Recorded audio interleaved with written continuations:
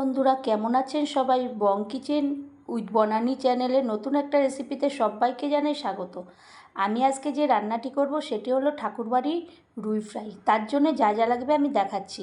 প্রথমে আমি টক দই, তারপরে চালের গুঁড়ো, তারপরে হলুদের গুঁড়ো, লঙ্কার গুঁড়ো, গরম মশলার গুঁড়ো, নুন, গোলমরিচের গুঁড়ো, পেঁয়াজ রসুন আদা এবং টক দই আর পাতিলেবু আর মাছটাকে আমি আগের থেকেই হলুদ আর নুন দিয়ে মাখিয়ে রেখেছিলাম। এরপর আমি পেঁয়াজ রসুন আদাটাকে একটু বাটনাতে বেটে আমি ওর সঙ্গে ভালো করে মেখে নেব মাছটার সঙ্গে।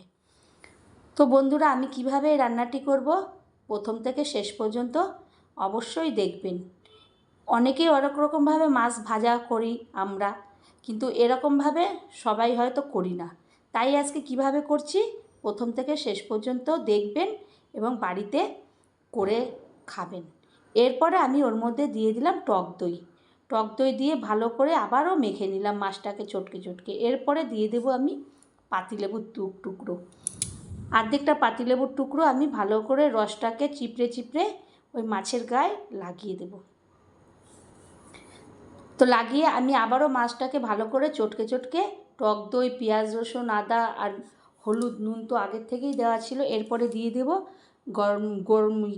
গরম মশলা আর গোলমরিচের গুঁড়োটাকে, তারপরে ধনে জিরে, লঙ্কার গুঁড়ো, হলুদের গুঁড়ো এগুলো তো আবারও দিয়ে দেব।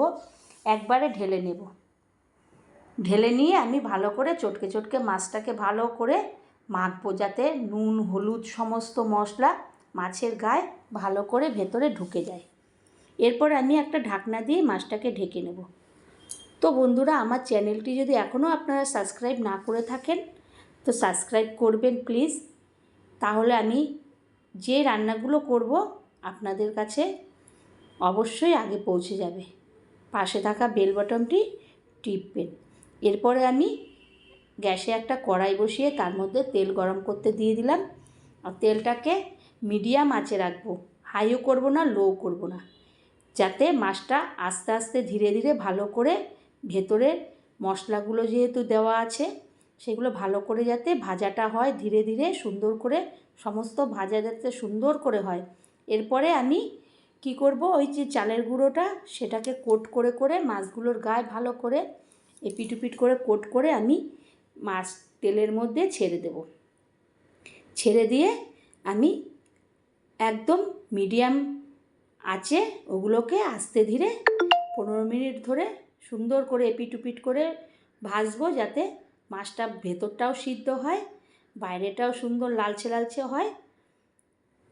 তো এইভাবে একবার বাড়িতে আপনারা করে খাবেন গরম ভাতে। আশা করি আপনি এই মাছ ভাজা দিয়ে পুরো ভাতই খেয়ে উঠে যেতে পারবেন এবং ছোট বড় সকলেই বাচ্চারা আপনার কাছে খেতে চাইবে, কারণ পেঁয়াজ রসুন আদার একটা ফ্লেভার আছে, টক দই আছে, সমস্ত কিছু মিলেই একটা সুন্দর ফ্লেভার বেরাবে, ওই দিয়ে ভাত খাওয়া হয়ে যাবে।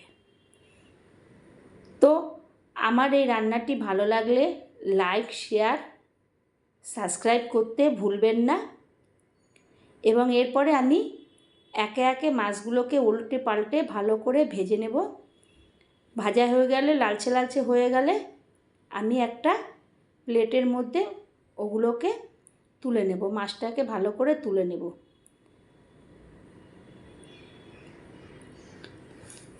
একে একে মাছগুলোকে আমি তুলে তারপরে আবার পরে আরও মাছগুলোকে এইভাবে আমি ভেজে নেব। তো বন্ধুরা আমার রান্নাটা যদি ভালো লাগে পাশে থাকবেন, সাথে থাকবেন। আবারও নতুন একটা কোনো ভিডিওতে আপনাদের সঙ্গে দেখা হবে। ধন্যবাদ।